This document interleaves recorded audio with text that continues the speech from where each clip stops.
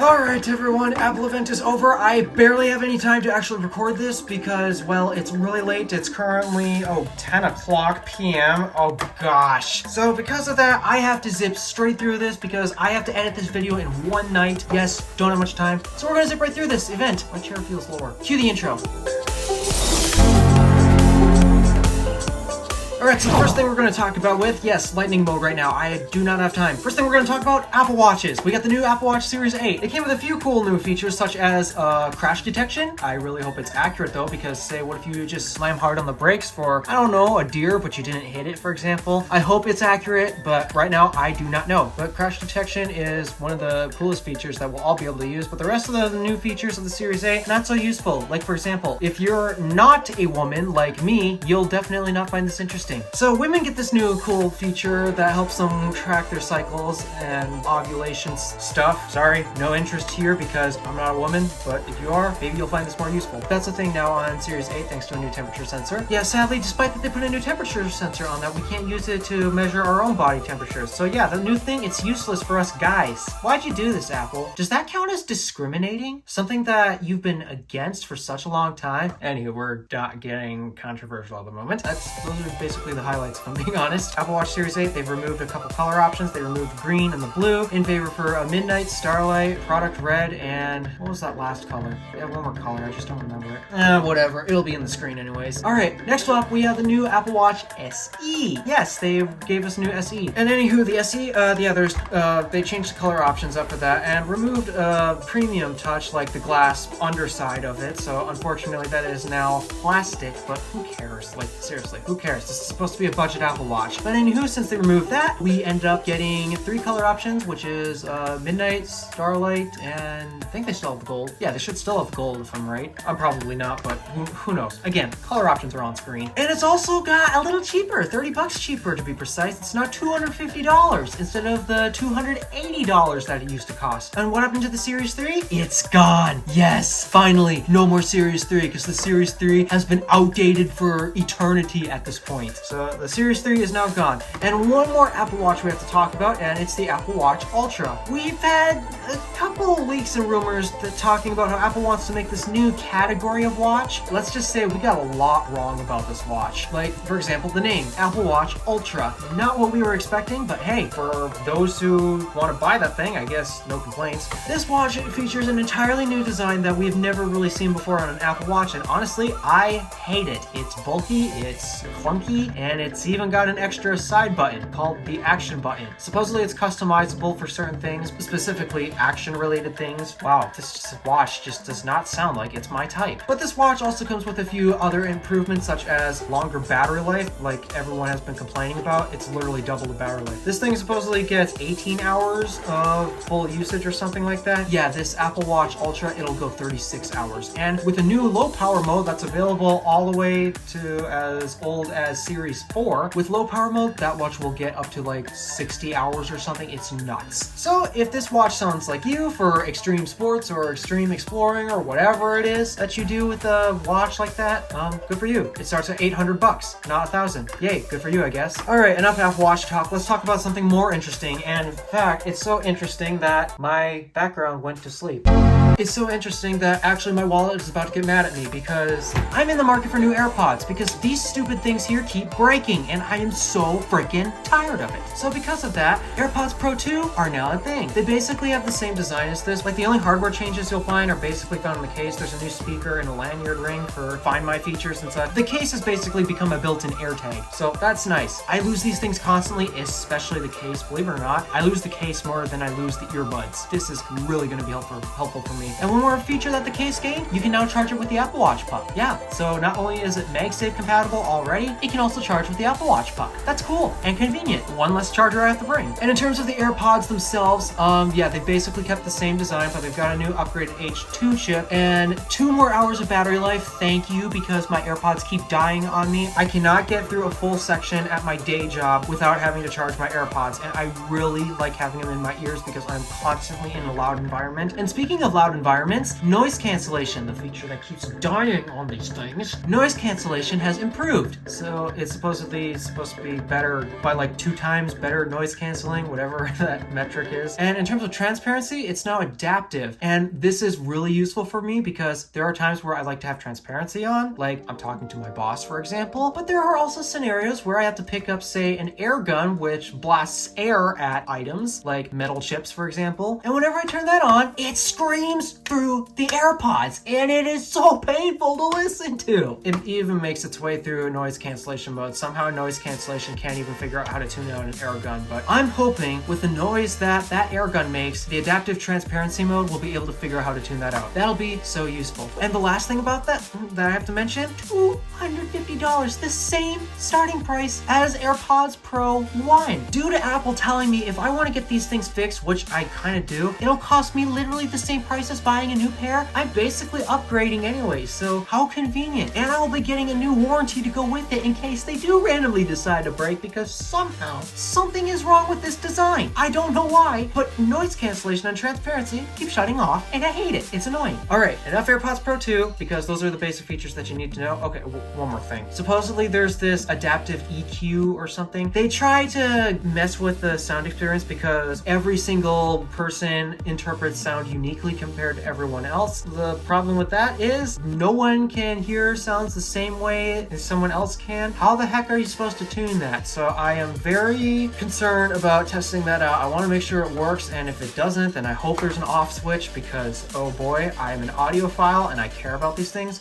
Oh, and supposedly they now support lossless. So yeah, there's that as well. All right, that's enough AirPods Pro talk. Let's talk about the main thing that you guys are probably excited for, the iPhone 14 lineup. So the iPhone 14s are basically the same design as the iPhone 13s. And I'm talking about the regular series, not the Pro series. We'll get to the Pro series in a minute. But the 14s, they basically scrapped the mini model because unfortunately it was not selling well. So to anyone who liked the mini models, well, sorry, but evidently it wasn't popular enough, so they had to cater to their audience, and their audience wanted the bigger phones. And that's exactly what they did. They gave us a bigger 6.7-inch regular style iPhone. And this one is, we were expecting it to be called the 14 Max because they've been calling basically all their other iPhones that ever since the XS series the Max size instead of the Plus size. But they decided to call it the iPhone 14 Plus, and I guess it makes sense because it's basically an iPhone 14 plus a bigger display and better battery life, for example, but it's not maxed out. Like, you can still get better iPhones than the iPhone 14 Plus. Okay, naming scheme, it makes sense, and it'll be easier to talk about iPhones with other people because now you won't be saying iPhone 14 Max and iPhone 14 Pro Max. One big unfortunate thing I have to talk to you guys about. Sorry guys, it got a price hike. It is now $100 more expensive. Base iPhone 14 starts at $800. The 14 Plus starts at $900. Sorry, I don't know what to tell you. I'm sorry about that. Color options, unfortunately,